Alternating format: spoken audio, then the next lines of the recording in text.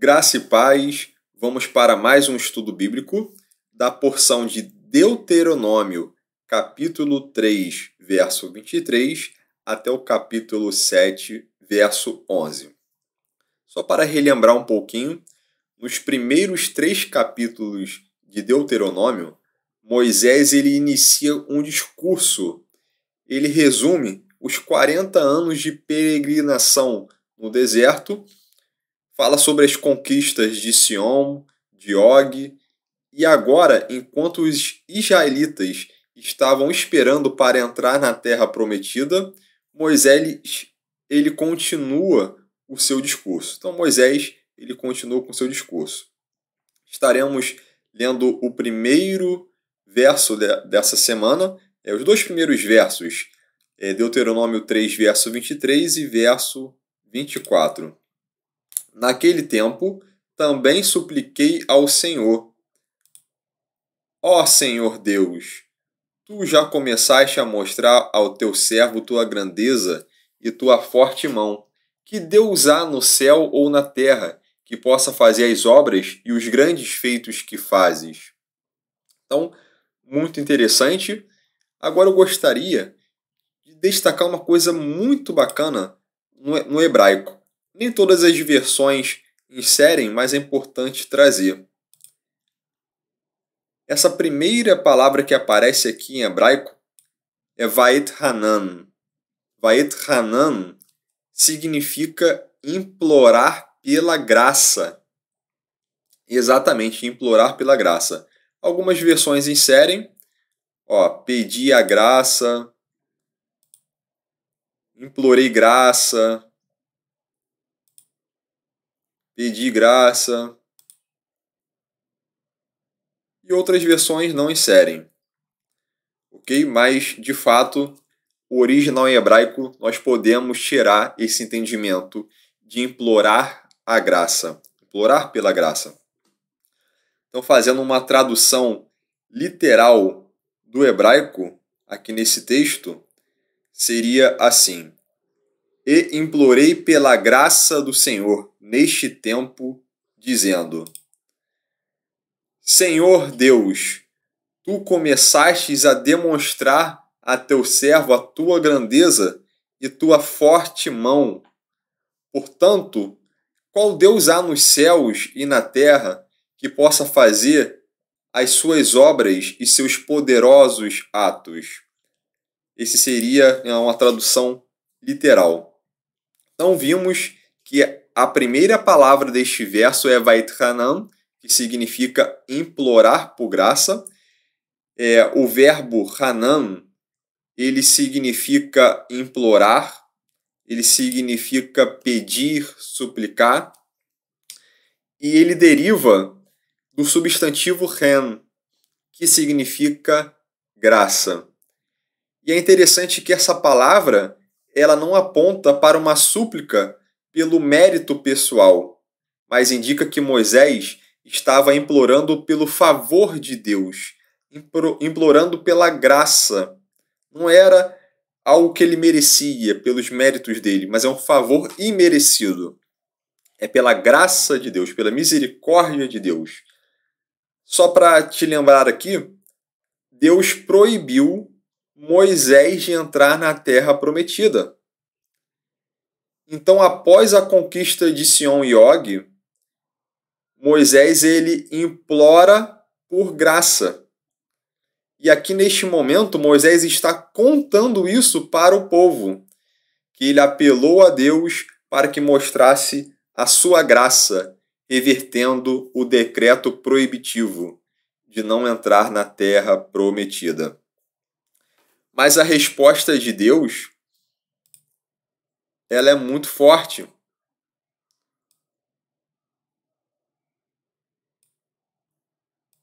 Deus disse não para Moisés. Deus disse: chega, basta. Em hebraico ele fala ravlach, chega de você, basta. Já encheu. Meus irmãos, o não de Deus muitas das vezes é difícil de ouvir. Às vezes não é o momento certo, Mas saiba de uma coisa: Deus sempre quer o melhor para todos nós. Então, devemos saber ouvir um não de Deus. E aí, Deus ele reafirma o decreto proibitivo. Ele diz que Moisés de fato não entraria. E ele diz que Josué, filho de Num, iria liderar o povo na conquista da terra prometida. Primeiramente, nós vamos voltar um pouquinho agora para relembrar o motivo pela qual Moisés foi impedido de entrar na terra prometida, ok? Então vamos lá para Números capítulo 20. Em Números 20, relembrando aqui que após a morte de Miriam, não havia água para beber, então eles se juntaram, o povo de Israel se juntou contra Moisés e Arão. E no verso 7 em diante veremos: o Senhor disse a Moisés: pega a vara e reúne a comunidade, tu e teu irmão Arão. Falareis a rocha diante do povo, para que ela dê suas águas. Tirarás água da rocha e darás de beber à comunidade e aos seus animais. Então Moisés pegou a vara diante do Senhor, conforme este lhe havia ordenado. Moisés e Arão reuniram a assembleia diante da rocha, e Moisés lhes disse: rebeldes, ouvi agora, será que vamos tirar água desta rocha para vós? Então Moisés ergueu o braço e bateu na rocha 2 vezes com a vara, e saiu muita água, e a comunidade e seus animais beberam. E o Senhor disse a Moisés e Arão: não fareis esta comunidade entrar na terra que lhes dei, porque não acreditaste em mim, não santificando-me diante dos israelitas. Então aqui ele recebeu a punição de não entrar na terra prometida. Muitos teólogos ficam perguntando: teria sido só por isso? E ficam questionando: isso aqui não teria sido algo tão pequeno para uma punição tão grave? Bem, meus irmãos, veja que eu aqui, o meu motivo não é procurar o erro de Moisés. Longe de mim isso. Mas há algo muito forte aqui, bastante profético em relação a essa proibição. E poucos conseguem entender isso. O que muitos não sabem é que houve um evento similar a este, que o próprio Deus pediu para ferir a rocha. Está escrito em Êxodo, capítulo 17. Em Êxodo, capítulo 17, o povo também não tinha água para beber e começou a murmurar. E aí, veremos aqui no verso 5, então o Senhor disse a Moisés: passa adiante do povo e leva contigo alguns dos anciãos de Israel, leva na mão a vara com que feriste o rio e vai em frente. Ali estarei diante de ti sobre a rocha no Horebe. Bate na rocha e dela sairá água para que o povo possa beber. E assim fez Moisés diante dos anciãos de Israel. Veja, neste primeiro evento, de fato, Deus pede para bater na rocha, para ferir a rocha. Ferirás a rocha. Foi o que Deus pediu. Pense no seguinte: nada está escrito à toa. Se Deus pediu algo, ainda que pareça estranho, incompreensível, algum motivo tem, ainda que não consigamos entender. E qual seria a interpretação profética desses eventos? Vimos aqui em Êxodo 17 que Deus pediu para ferir a rocha e eles receberiam água, mas lá em Números 20 bastaria falar a rocha e a rocha daria sua água. Meus irmãos, isso aqui não é tão difícil de entender. Não é difícil entender esse mistério. Profeticamente falando, a rocha é Jesus. O apóstolo Paulo, em 1 Coríntios 10:4, ele vai dizer que essa rocha é Cristo. Veja que profundo! Uma vez que ele foi ferido, agora não precisa ser crucificado novamente. Basta que nos cheguemos a ele e seremos saciados. Eu percebo que tudo que Deus faz tem um propósito. E há grandes sinais proféticos desse evento aqui da rocha. E também tem muitos sinais proféticos neste decreto proibitivo. Primeiramente, eu quero a sua atenção. Eu quero fazer um alerta muito sério a você. Caso você esteja assistindo esse estudo, fazendo qualquer outra coisa, lavando a louça, vendo TV, olha, ou você para o que está fazendo e fique bastante atento a tudo que será falado, ou você volta aqui depois e assiste esse estudo. Porque nós vamos entrar em uma área agora, nas Escrituras, que é bastante difícil de ser entendida. E, infelizmente, a maioria dos cristãos, talvez mais de 90%, não consegue entender alguns textos que serão mencionados aqui. Então, eu quero que você preste bastante atenção para que você não entenda mal o que iremos abordar, ok?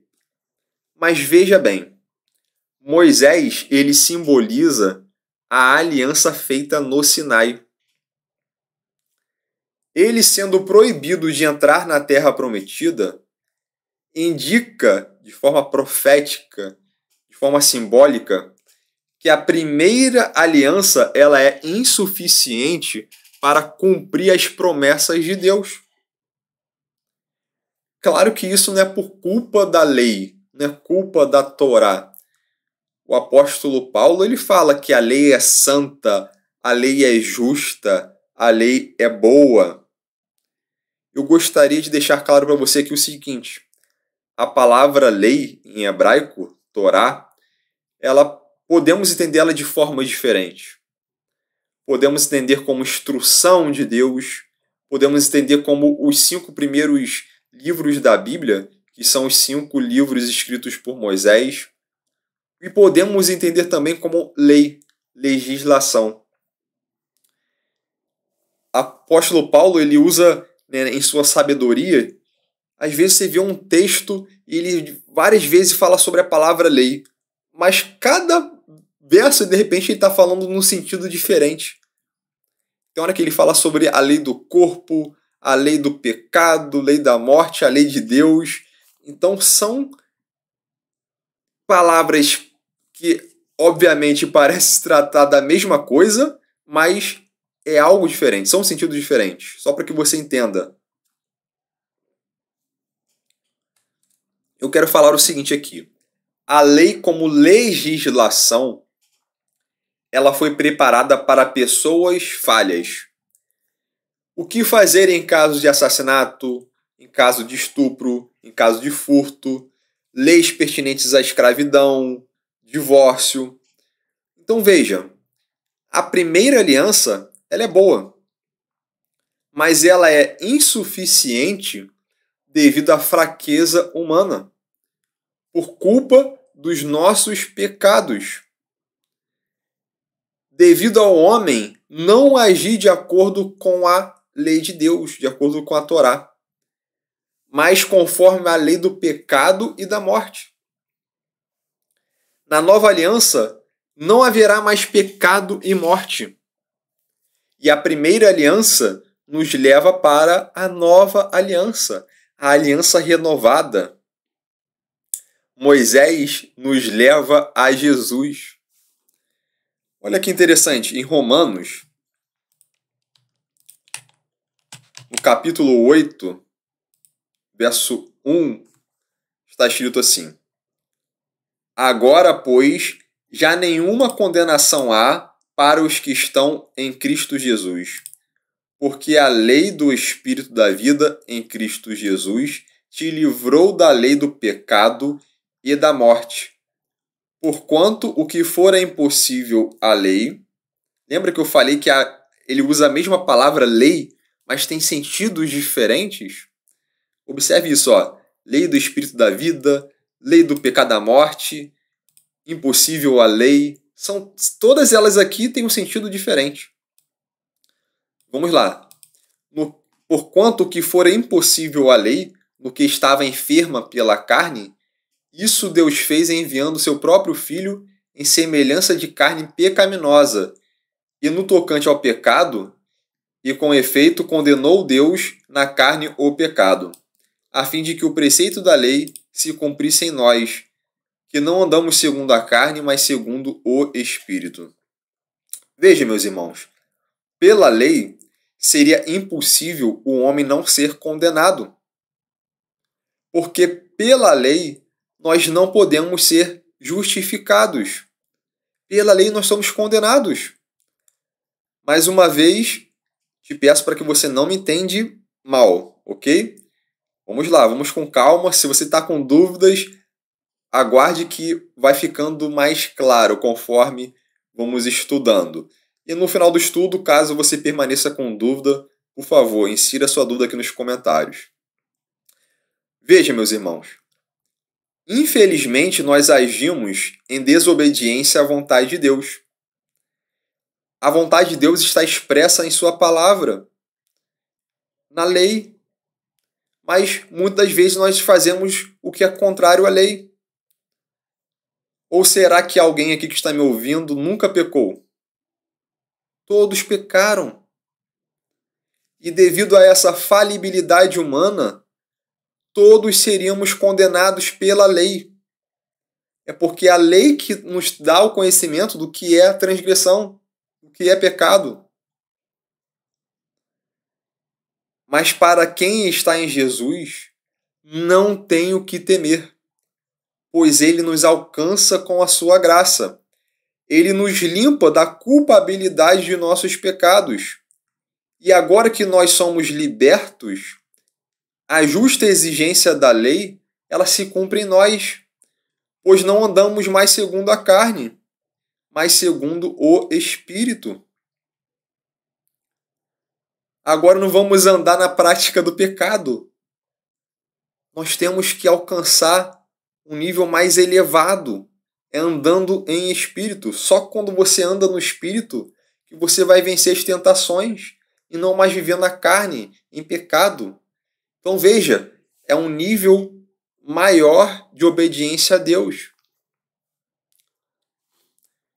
Romanos 3, no verso 20, também tem algo que eu acho muito interessante. Está escrito assim: visto que ninguém será justificado diante dele por obras da lei, em razão de que pela lei vem o pleno conhecimento do pecado. Mas agora, sem lei se manifestou a justiça de Deus, testemunhada pela lei e pelos profetas. Justiça de Deus mediante a fé em Jesus Cristo, para todos e sobre todos os que creem, porque não há distinção. Pois todos pecaram e carecem da glória de Deus. Todos pecaram e foram destituídos da glória de Deus, sendo justificados gratuitamente por sua graça, mediante a redenção que há em Cristo Jesus,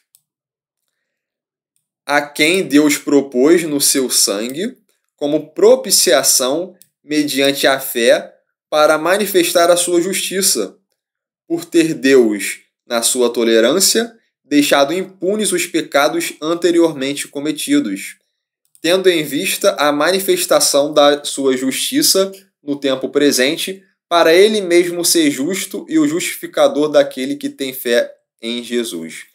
Então veja, meus irmãos, esse texto aqui, para muitos, é difícil de entender, mas é quando você, infelizmente, não tem um entendimento bíblico do propósito divino acerca da primeira aliança, da nova aliança, o que Deus requer de nós, como a graça funciona.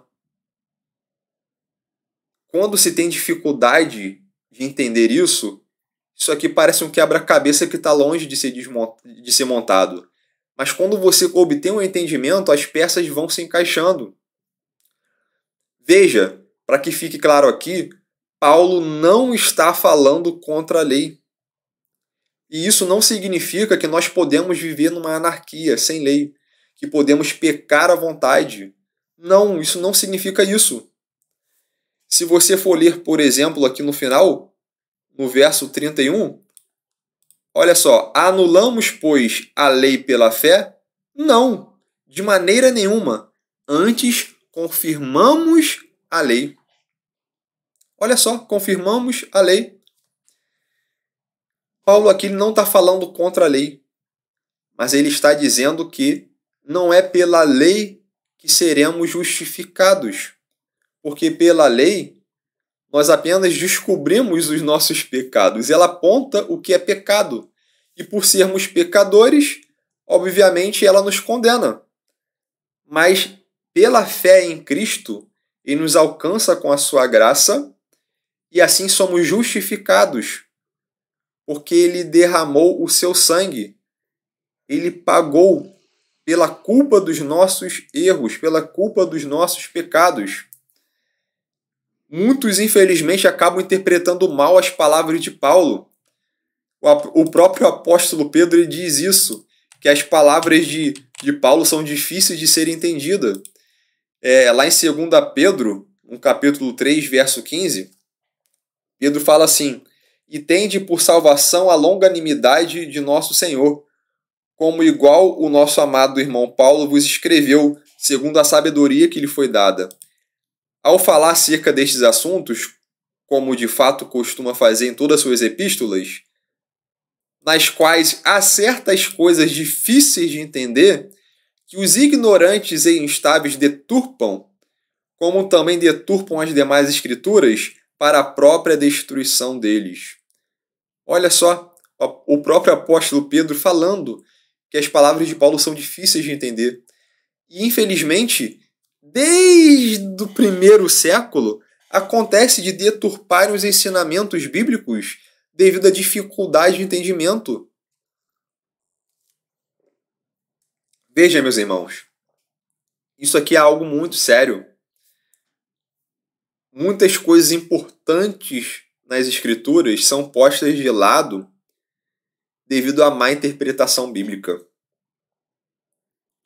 O nível de sabedoria do apóstolo Paulo é altíssimo. Quando vemos a análise do que ele escreve nas cartas, é um nível de sabedoria muito elevado. E Paulo jamais falou contra a lei. Aí tem gente que fala, Paulo é maluco. Tem hora que fala a favor da lei, tem hora que fala contra. Não, ele nunca falou contra. Entenda que aparentemente parece, pegando um verso isolado ou outro, parece que sim. Mas se você entender contextualmente a intenção do que é falado, é outra coisa. Como eu provei a você, ele não está falando contra a lei, mas ele estava falando que a lei foi feita para o pecador. Foi para mostrar o que é pecado. E pela lei, nós tomamos ciência de que somos pecadores, de que pecamos contra Deus. E por essa mesma lei, estamos sendo condenados. Consegue entender agora? Não significa que, ele falou contra a lei, então agora podemos transgredir a lei à vontade. Não, é completamente diferente, é o oposto disso. Agora em Cristo, no Espírito, nós devemos fazer o máximo para andar em obediência. O próprio autor de Hebreus, ele vai falar que aquele que vive no pecado, que peca de forma deliberada, esse pisa no sangue da graça. Olha só, pisa no sangue de Cristo. Faz pouco caso da graça de Deus. Meus irmãos, vamos avançando. Alguns pontos vão ficar mais claros, mas fique com bastante atenção, ok? Veja, a aliança no Sinai, ela é importantíssima, mas por ela todos nós seríamos condenados. Mas por meio da fé em Jesus, nós alcançamos a graça, favor imerecido, e assim nós somos salvos da condenação. A nova aliança, ela é necessária para trazer as pessoas a Sião. Moisés, ele foi o mediador da primeira aliança. E Jesus é o mediador da nova aliança. Em 2 Coríntios 3:6 está escrito assim. É um outro texto que muita gente deturpa muito. O qual nos habilitou para sermos ministros de uma nova aliança, não da letra, mas do Espírito, porque a letra mata, mas o Espírito vivifica. Aí tem gente que vai falar, olha, nós não podemos buscar muito conhecimento bíblico, não é bom estudar muito a Bíblia, porque a letra mata. Que absurdo a pessoa ensinar uma coisa dessa. Esse nível de entendimento aqui está no mesmo entendimento que estávamos trazendo antes. Pela lei, nós somos condenados. Qual é a punição para a transgressão da lei? Qual é o prêmio do pecado? O salário do pecado é a morte. Então, obviamente, a lei condena, porque nós pecamos. Mas quando estamos falando da nova aliança, não estamos mais falando sobre o que estamos vendo ao nosso redor, neste mundo de pecado, mas é algo muito mais superior. É quando o Senhor vier e Ele acabar de vez com o pecado, e todos nós viveremos em espírito, e a lei do Senhor não estará mais escrita em tábuas, mas em nosso coração, não mais em pedras. Meus irmãos, entenda isso. A lei, ela condena. Pela lei, nós pecamos. Mas em Jesus, nós somos salvos pela graça. Isso porque nós depositamos a nossa fé nele. Não que sejamos merecedores. Todo o mérito é do Senhor Jesus. Para que isso fique mais claro a você, vou ler um texto de Jeremias, capítulo 31, verso 33.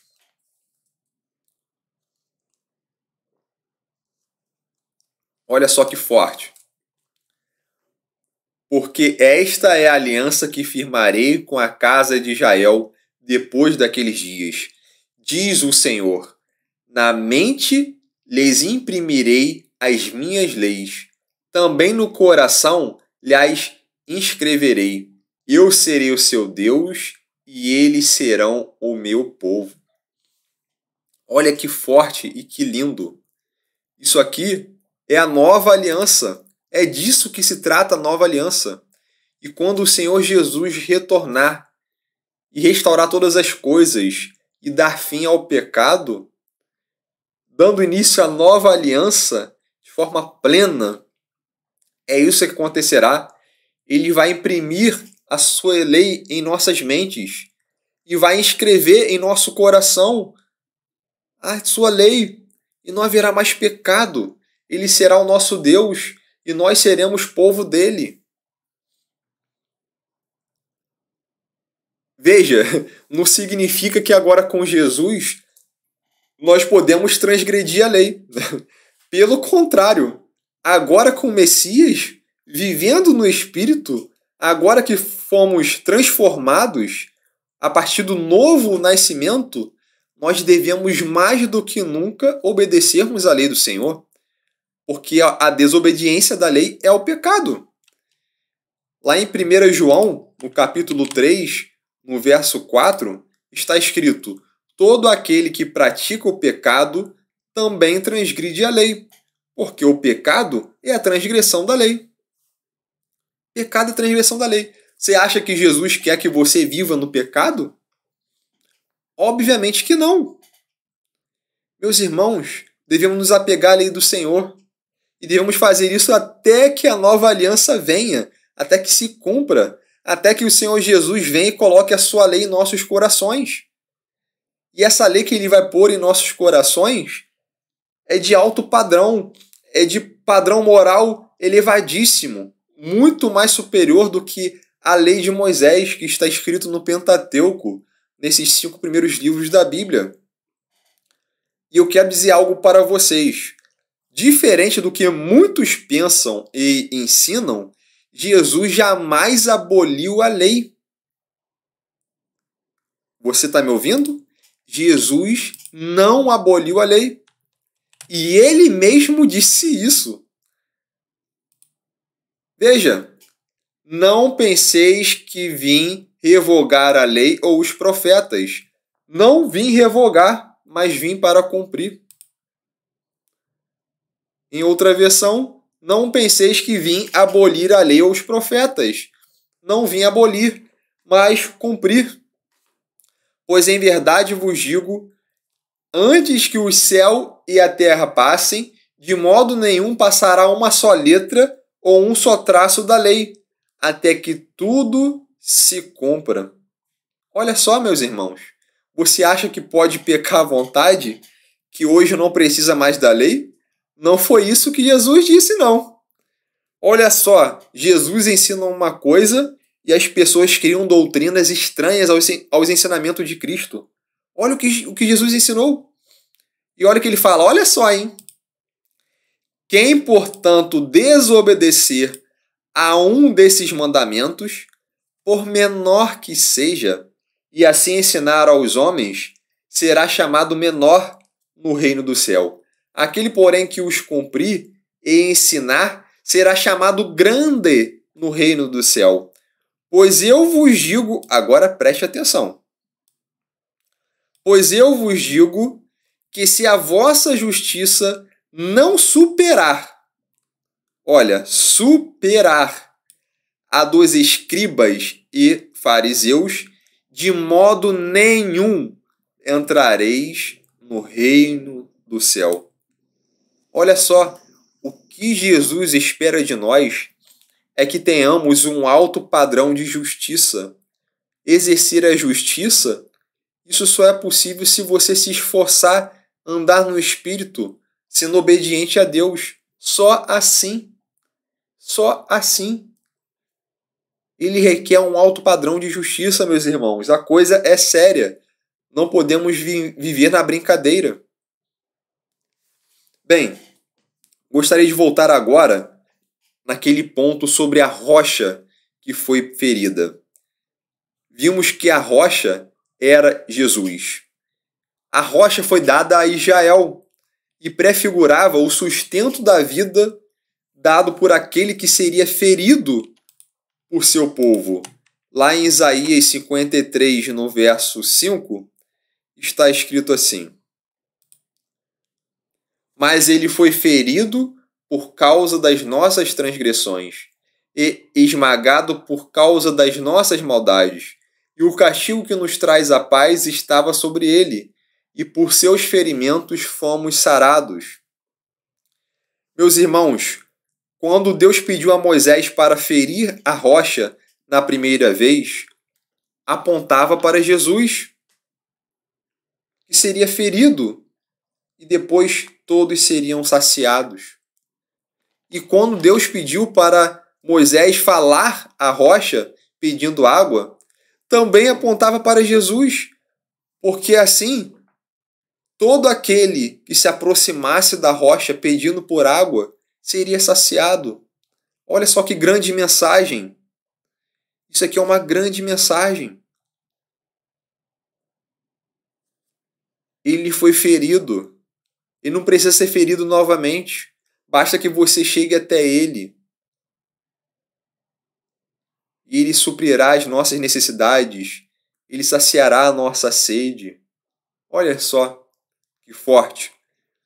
Meus irmãos, no final do livro de Deuteronômio, tem o último cântico de Moisés. E olha só que lindo! É bastante interessante esse cântico, está em Deuteronômio 32:4, e diz assim: Ele é a rocha. Olha só o entendimento que Moisés chegou. O Senhor é a rocha. Suas obras são perfeitas, porque todos os seus caminhos são justos. Deus é fiel e nele não há pecado. Ele é justo e reto. Meus queridos, Ele é santo, Ele é justo. Ele quer que venhamos a praticar obras de justiça, que venhamos a andar em santidade. Jesus é a rocha, Jesus é a água da vida. Ele foi ferido, e agora todo aquele que tiver sede basta pedir a Ele. Lá em João 4, no verso 14, está escrito assim: Mas quem beber da água que eu lhe der, nunca mais terá sede. Pelo contrário, a água que eu lhe der se tornará nele uma fonte de água a jorrar para a vida eterna. Olha só, meus irmãos. Voltando agora a esse entendimento profético, Moisés, ele sendo impedido de levar o povo de Israel à terra prometida, isso pode apontar que não é pela aliança do Sinai que alcançaremos o reino dos céus. Não é pela lei que somos salvos. Não é pela lei que nós somos justos, mas somos salvos pela graça, mediante a fé em Jesus. Ele é o justo. Mas lembrando a você, a lei é importante e a lei nos leva a algo superior, que é o Messias. Moisés, ele nos leva a Jesus. Vamos lá. Moisés, ele não pôde levar o povo à terra prometida, certo? Mas quem fez isso? Josué. Josué seria aquele que levaria o povo para a terra da promessa. Josué é um tipo de Messias. Podemos dizer que ele prefigura Cristo de forma análoga, de forma profética. Agora, olha que interessante, vamos agora um pouco mais além. Eu vou aqui pronunciar alguns nomes em português, a fim de facilitar o entendimento, e depois eu direi o nome, em original e em hebraico. É importante, primeiro, destacar o seguinte: Josué, ele teve o seu nome alterado. Ele se chamava antes Oséias e passou a se chamar Josué. Lá em Números 13, no verso 16, está escrito assim: Esses são os nomes dos filhos que Moisés enviou. Esses são os nomes dos homens que Moisés enviou para sondar a terra. E a Oséias, filho de Num, Moisés chamou Josué. Então você vê que ele mudou o nome de Oséias para Josué, certo? Antes se chamava Oséias e passou a se chamar Josué. Agora vamos analisar esses nomes no original em hebraico?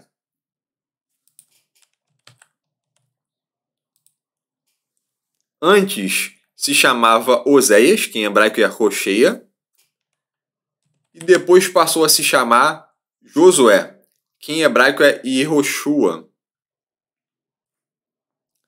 Agora o interessante é que quando foi mudado o nome, foi acrescentado apenas uma letra. A letra Yod, em hebraico. E é interessante que o nome de Josué, o nome de Oséias, passou a ser Josué, e ele passou a começar com o trigrama, que são as 3 primeiras letras do nome de Deus. Ele carregou 3 letras do nome de Deus no início do nome. E acredito que há um grande simbolismo profético nisso. Mas o que eu quero mostrar para você é o seguinte: com certeza o motivo da troca foi profético. As escrituras não revelam o motivo da troca, mas nada do que está escrito à toa. Se aconteceu, foi por algo importante. Moisés ele não ia trocar o nome de Oséias simplesmente porque ele achou Josué um nome mais bonito. Não. Agora vamos lá. Visto que Josué ele foi escolhido para ser o sucessor de Moisés e que finalmente conduziria o povo à Terra Prometida, não foi Moisés que levou o povo a entrar na Terra Prometida, mas Moisés levou o povo até Josué. E Josué, sim, levou o povo a entrar na Terra da Promessa. Tá bom, mas aonde eu quero chegar nisso? Saiba que o nome Josué e Jesus, da raiz do hebraico, vem de Yashá, que significa salvação. Outra coisa interessante é que no grego da Septuaginta, o nome Josué está escrito Iesos, que é a mesma grafia para o nome de Jesus nos manuscritos gregos do Novo Testamento. E no Tanar Peshita, que é o Antigo Testamento em aramaico, o nome de Josué está escrito Yeshua, que é a mesma forma do nome de Jesus nos manuscritos aramaicos do Novo Testamento. Yeshua é o nome de Jesus. Então veja, para que você entenda, apesar de hoje nós lermos nomes diferentes, Yehoshua e Yeshua, trata-se do mesmo nome, só que passou a ser pronunciado de forma diferente. Após o cativeiro babilônico, as pessoas que eram chamadas de Yehoshua, que é traduzido como Josué, elas passaram a se chamar de Yeshua, que no Novo Testamento nós lemos Jesus. E eu posso provar isso para você mostrando as Escrituras. Veja que interessante. Em Neemias, no capítulo 8, no verso 17, lembrando que Neemias foi escrito após o cativeiro babilônico, e você vai ver esse nome em azul, com destaque. Em hebraico aí está escrito Yeshua, que é o nome de Jesus. Mas aqui está falando sobre Josué, filho de Nun. Né? Em hebraico aí está Yeshua ben Nun. Josué, filho de Nun. Mas está usando o nome Yeshua, o nome do Messias. Está aí em Neemias. Estou provando a você, o nome é o mesmo. Nesse texto aqui está falando sobre Josué. E Josué está sendo chamado aqui de Yeshua. Olha só a profundidade disso. Vou colocar aqui o texto em português. Deixa eu colocar aqui, Neemias 8, capítulo 7. Veja que aqui fala sobre Josué, o filho de Nun, que é o Josué lá que foi o sucessor de Moisés. Mas em hebraico está escrito Yeshua. Em hebraico aqui está Yeshua. Ok? Isso aqui é muito interessante, meus irmãos. Muito interessante. Será que Moisés ele teve uma revelação do nome de Jesus, né, o Messias Yeshua, e ele aplicou o nome a Oséias? Porque se assim for, o nome de Josué seria muito mais profético do que nós imaginamos. Nós sabemos que ele tem características que apontam para o Messias.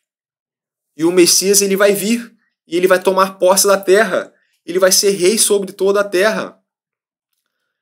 Para mim, isso tudo aqui é uma revelação profética, né? Uma interpretação bastante importante e interessante. Moisés ele não conduziu os israelitas para a terra prometida. Mas, porque por Moisés ninguém chegará lá.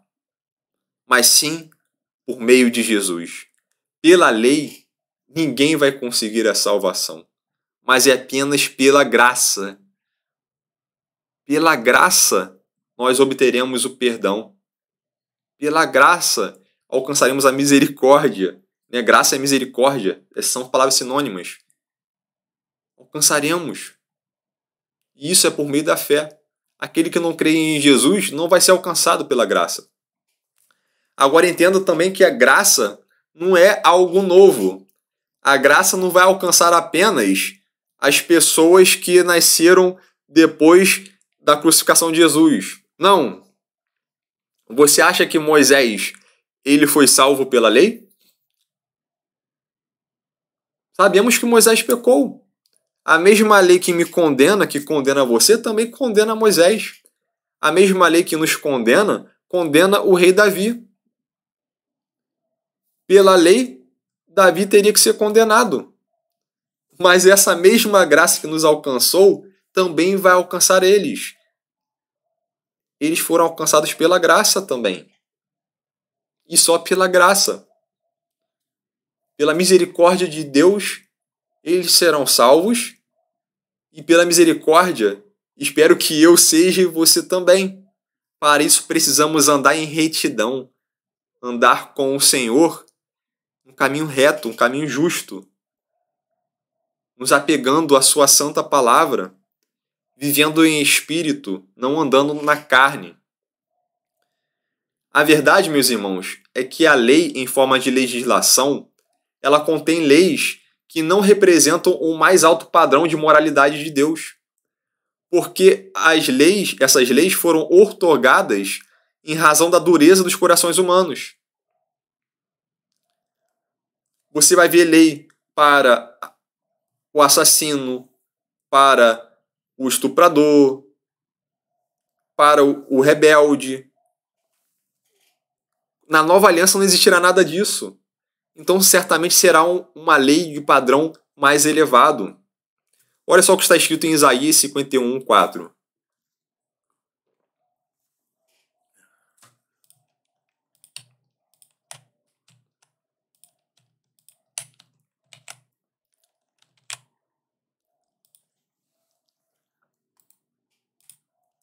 Atendei-me, povo meu, nação minha, inclinai os ouvidos para mim, porque a lei sairá de mim, e estabelecerei a minha justiça como luz dos povos. Olha que interessante isso aqui. A lei sairá de mim, estabelecerei a minha justiça como luz dos povos. Lembrando que Isaías aqui é posterior à aliança do Sinai, é posterior à lei que foi dada lá no deserto.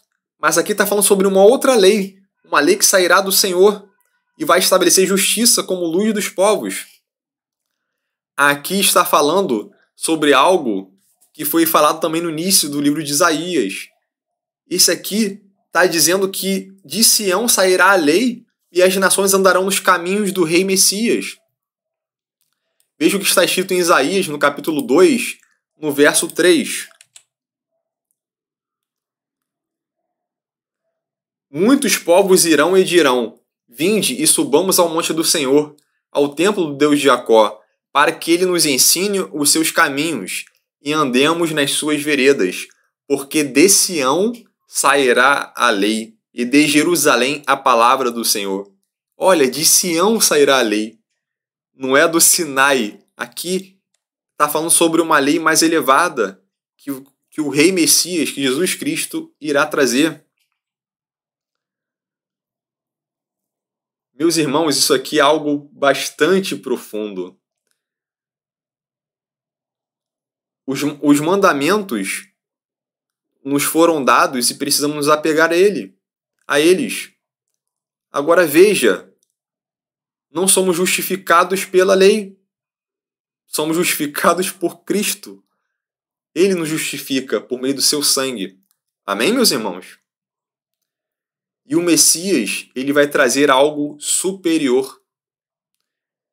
O apóstolo Paulo, várias vezes, ele fala que a lei nos leva até Cristo. Lá em Gálatas 3, ele fala sobre isso. Veja, meus irmãos, essa nova lei que o Senhor nos dará é superior à aliança do Sinai. A aliança do Sinai foi para pecadores. A nova aliança será muito mais elevada, porque não haverá pecado. A lei nos leva a Cristo e Cristo nos dará uma nova lei. Mas primeiro, tudo isso tem que passar. Enquanto existir morte, pecado, A gente tem que ir vivendo em espírito, implorando pela graça de Deus, que Ele perdoe os nossos pecados, que Ele haja com misericórdia em nossas vidas. E quando o grande dia chegar, aí não haverá necessidade de existir, né, uma lei contra assassinato, contra roubo, escravidão, divórcio, impureza cerimonial. Não haverá mais nada disso. E a lei do Senhor estará em nossos corações. E entenda o seguinte, né? Aqui no estudo, meus irmãos, estamos falando sobre Moisés não ter entrado na Terra Prometida, mas tentando entender um sentido profético. Mas é claro que vai chegar um momento que ele entrará, certo? Inclusive, ele vai entrar com Jesus. Foi reservado um momento muito maior. Ele vai vir a Nova Jerusalém, que certamente será muito mais gloriosa do que a Jerusalém que os israelitas viram anteriormente. Meus irmãos, para encerrar aqui, lá em 1 Coríntios, no capítulo 2, verso 9, está escrito: mas como está escrito, as coisas que olhos viram, nem ouvidos ouviram, nem penetraram o coração humano, são as que Deus preparou para os que o amam. E é isso aqui que Deus preparou para Moisés, preparou para Davi, preparou para mim, para você. Nós nem conseguimos imaginar. Moisés, ele não liderou o povo caminhando até a prometida, mas com Jesus ele chegará lá e certamente será algo grandioso. Sabemos que teve aquele episódio no Monte da Transfiguração, onde ele aparece para Jesus, em outro momento eu falo sobre isso, mas falando aqui sobre o retorno de Jesus e todas as coisas sendo restauradas, certamente ele virá algo muito, muito, muito mais grandioso. E ninguém jamais imaginou. Deus abençoe você, meus irmãos. Uma semana abençoada para todos vocês.